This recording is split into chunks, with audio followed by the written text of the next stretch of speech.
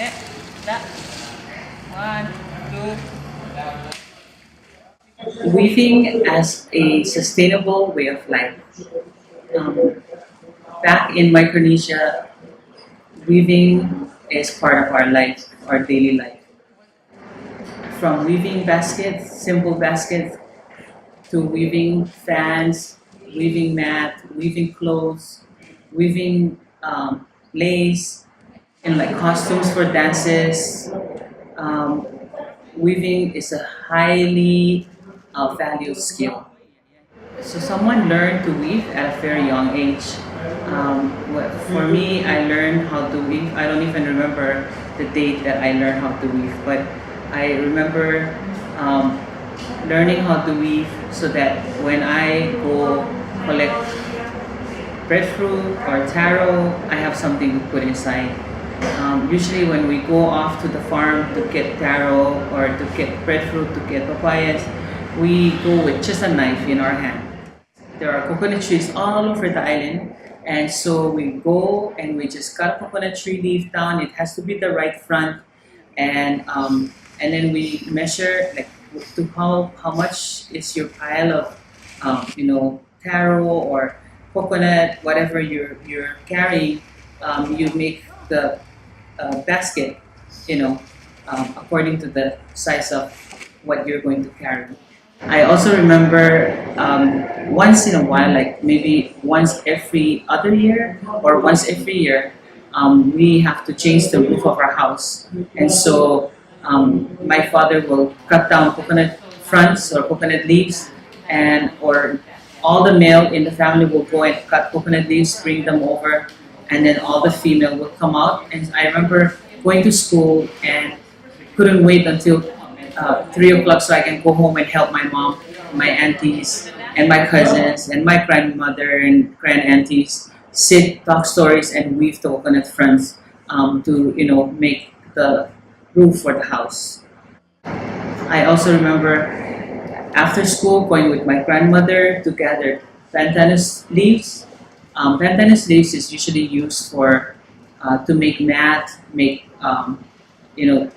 clothes, and so we used to go and gather the leaves, and there's a process to make the leaves ready so that it's a strong strand to make a mat. And the weaving is it's like a it's a really it's our traditional indigenous classroom. You have to have a white space, and everybody comes and sit around and watch, and we all take turn, and we can have up to 3 girls sitting in the mat weaving parts of it, and then there's like the middle of the mat, and there's the ending of the edges of the mat. There's also different pattern that we learn to make.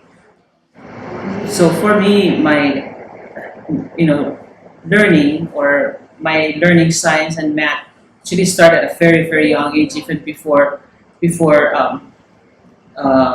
kindergarten. So, but I didn't know that these are math. This is science. I didn't have the connection until I learned the Western education and learned what is pattern, and So when I connect my traditional knowledge of weaving to learning math, pattern, numbers, and even directions. Like when I teach the teachers, I use directions like north, south, east, west, or under, above, over, under, or 1, 2, 3, 1, 2, 3, or 1, 2, 1, 2, 1, 2. A lot of this is basic traditional skills, and it's a very good way to teach our children, and also to bring awareness to our children to know that, hey, actually what we do at home is the same thing we do at school.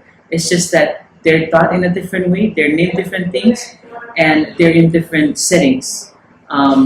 So the reason why I say weaving a sustainable way of life is because you use whatever you don't need. Like if you were to be stranded on an island. So I watch Survivor a lot. And I'm like, oh my gosh, there's shelter, but you know, so I think it's so important to teach our children and to sustain this knowledge and this skills to pass it down from generation to generation, because you know, technology. There's a time that technology will not work, whereas our way of life, it works as long as we live, we're alive because it's here. And as long as we have a tool to, you know, to cut the coconut tree, and you don't even need a knife, you can use a shell, you know, like a sharp object just to cut. So as long as you have that and your nature is that, and then you have the knowledge in your head, then you're all good, you're good to go. So I think it's a good realization that sometimes, or this 20th, 21st century is all about technology and all about depending on technology. But I really hope that we don't forget where we come from, and we don't forget our simple lifestyle, which is sustainable. My name is Josie Howard. I am the program coordinator of We Are Oceania.